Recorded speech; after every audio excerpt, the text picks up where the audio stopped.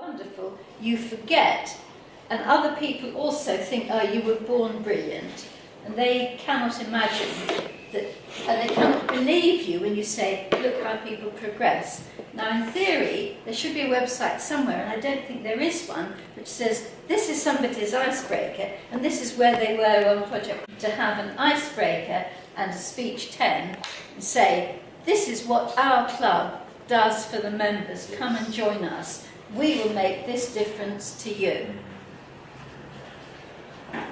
Now, the second piece of advice I have is, use slides, as I have, and remember to bring the connector, because we saw the hoo-ha we had. Also the club. You have somebody in your club who you should appoint as your webmaster, who is in charge of all technical things, and they should be contacting everybody at every meeting saying, not waiting to be asked, have you got this, have you got that, but we're having a meeting, you're down on the programme, do you need a projector, do you need an easel, do you need this? And the SAA and the webmaster could be liaising with all the members to sort that out. Because I've seen so many speeches where people have stood up, like I have, and then there's a blank screen. Icebreaker. Here is an icebreaker in London. This chap decided that he would pretend he was breaking the ice and he would talk about climbing a mountain in Persia, which they do every year. And this tied together the title, Icebreaker and Climbing. And he's also illustrated an important point. You will see he stood on a chair to make himself visible. He's raised this on a table to make himself visible. He's kept himself so he doesn't fall by only putting one leg up here, kept the other further down. And he's got something that can be seen right at the back of the room. Now, my other piece of advice, if you're small, always make sure you can be seen.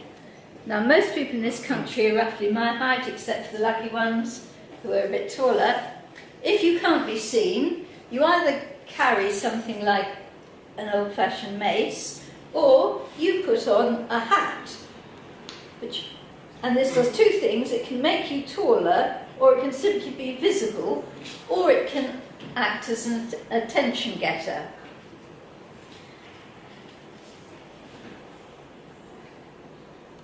Cinderella, rags to riches. This is the classic icebreaker story. If you're in England, as I said, people like to hear that you're a failure and you're a nobody and they can feel sorry for you. Other countries like to hear you're a success. If I were to march in and say, my name is Angela Lansbury, I've written 20 books, I bet none of you have written any books, you're thinking, who's this lady boasting at me? You know, trying to make me feel an idiot. Don't like her at all. So you've got to tell your story of how you started and you'd never written anything and how difficult it was, and now the joy it is that you've written all these books and how you're willing to tell other people to do what you had done because you remember what it was like, and then they warm to you. This is the Cinderella story. What we're going to do shortly is write a little speech for Cinderella telling her story so she can motivate other people. Cinderella's mentor. Look, Cinderella had a mentor, the fairy godmother in various versions of the story. Then she has her setback halfway through the story, or a third of the way through, or in some stories right at the beginning. Absolute disaster. She has to run away at midnight. She loses her shoe. I mean, I have a dim view of this. I mean, people leave gloves behind. This girl leaves her shoe behind, and she's limping home. I mean, frankly, you could tell this story differently. You could say, no, I used to be such a klutz. Like, I left everything. I lost my mobile phone, blah, blah, blah, and I lost my shoe at the port. But no, it worked out all right.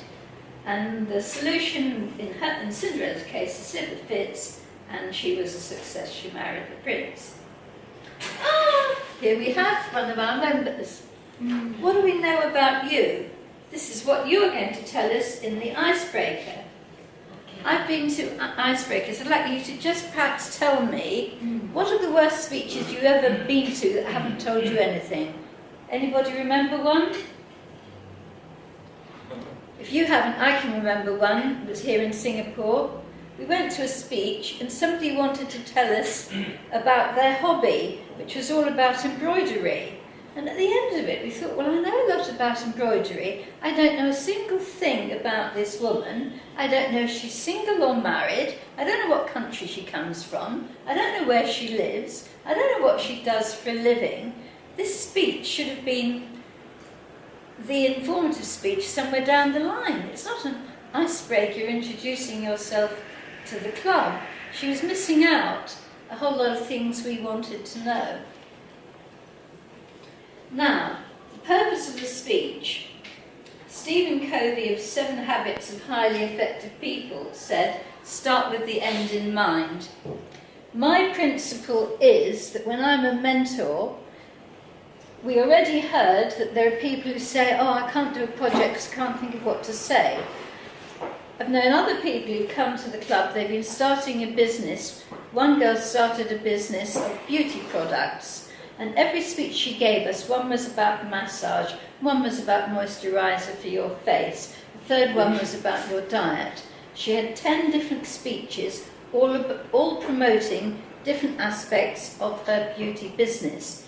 Now, if you were to start with your end in mind and say, a year from now, I want to start a business, I want to write a book, I want to educate children, I want to tell people how to be safer on the roads on motorbikes.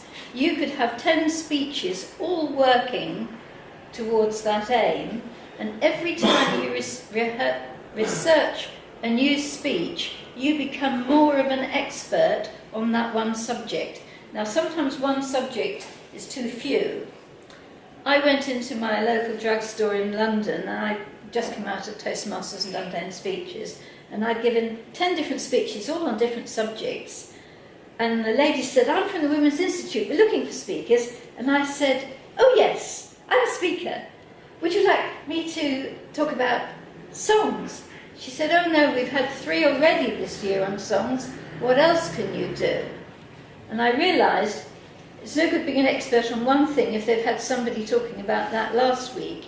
You've got to have 2 or 3 different subjects which you can offer a group that is willing to pay you and willing to hear you.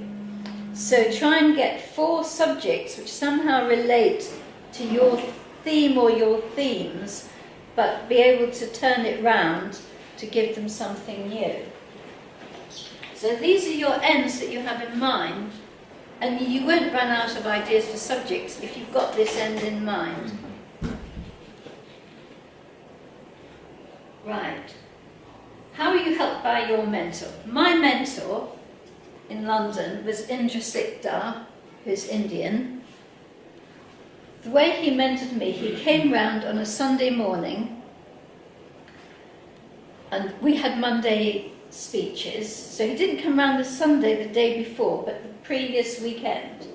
He's a civil servant. He came round at 11 o'clock in the morning. He said, I'm arriving at 11, I'm leaving at 12 for lunch with the family. He arrives at 11 o'clock on the dot, like the Japanese. Now you hear the car come up at 2 minutes to 11, then at 1 minute to 11 the door goes, and at 11 o'clock the doorbell rings.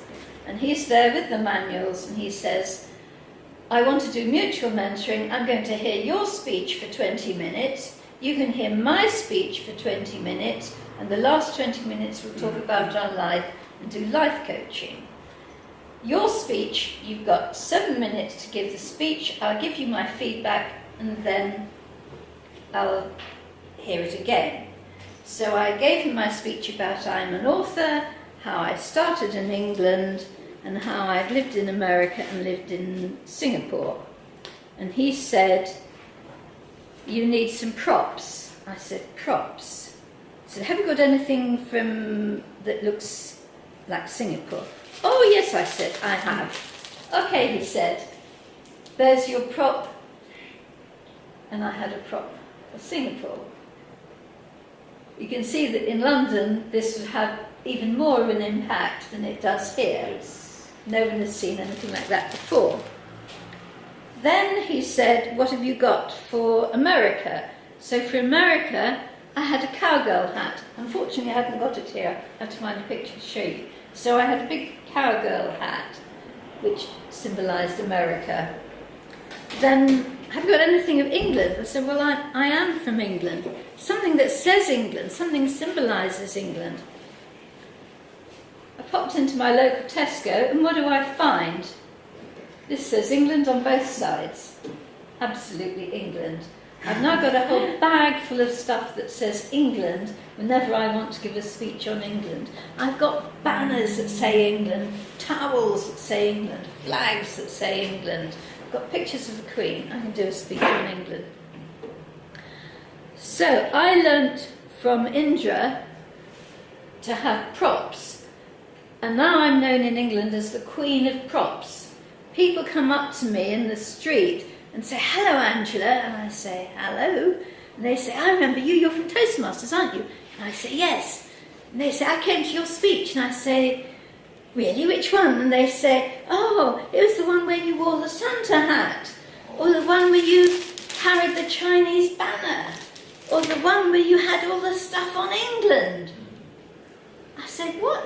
When was that? Oh, 5 years ago. That is how people remember visuals.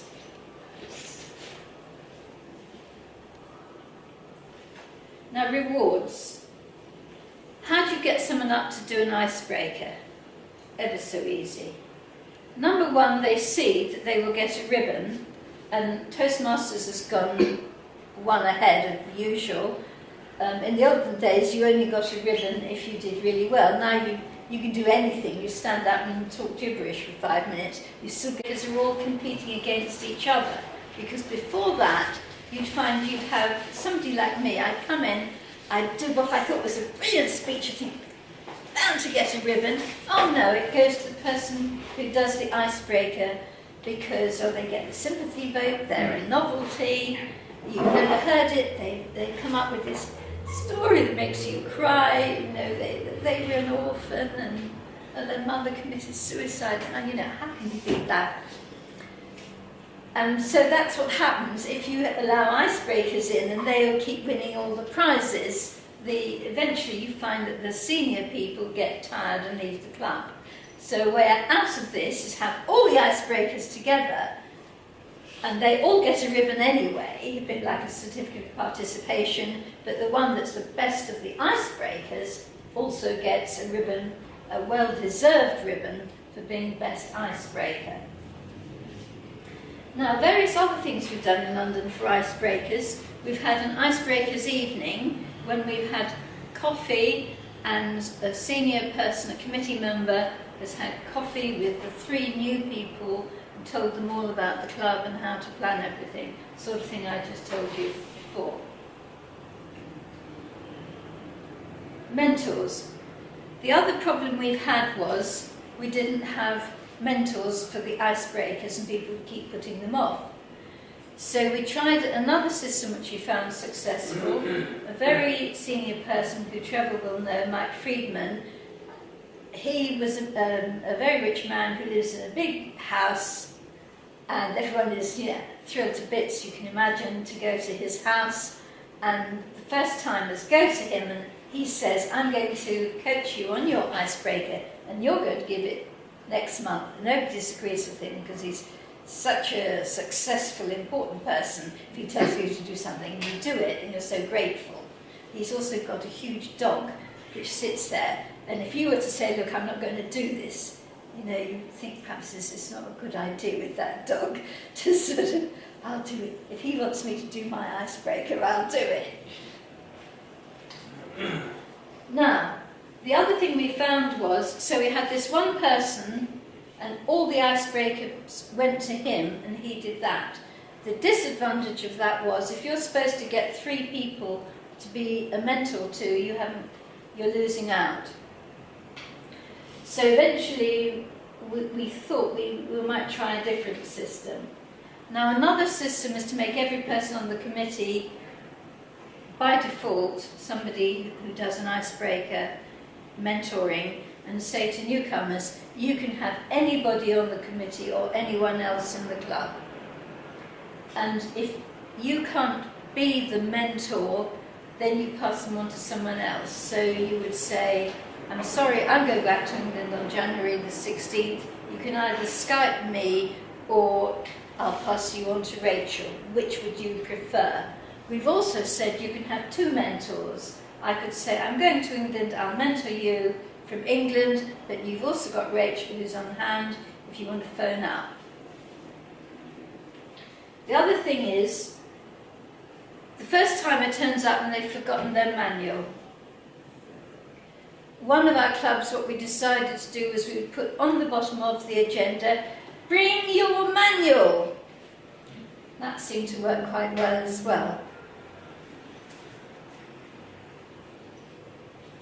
Now, next question, should the mentor be the evaluator? Two views on this, reasons for. If you are the mentor, you turn up early, you say to the speaker, let's run through your speech again, do it now, do it now. And that's very good, because then when they stand up, they've just done it, and it's in their mind. And if they've forgotten their damn notes, you know what they're supposed to be saying. And if they suddenly say, say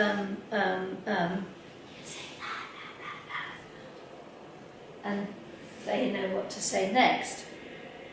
Disadvantage is that you've heard it all before, you're a bit bored with it,